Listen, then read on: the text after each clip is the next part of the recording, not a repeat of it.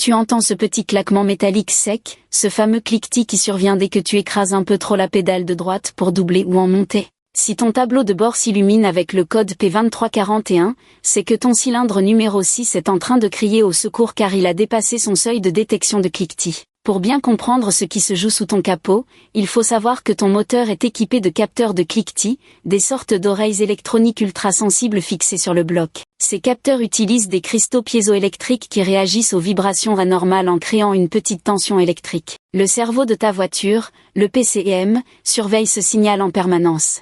S'il détecte une vibration trop forte sur le cylindre 6, il va essayer de retarder l'allumage pour protéger tes pistons.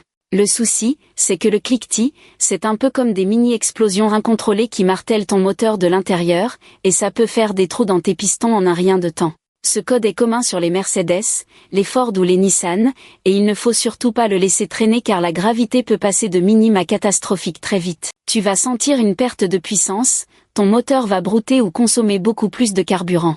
Les causes, ça peut être une bougie fatiguée, un carburant de mauvaise qualité avec un indice d'octane trop bas, ou même un problème de calage moteur. Mais avant de tout démonter, suis le conseil de Stephen Darby, un technicien certifié AEU, vérifie d'abord ton niveau d'huile.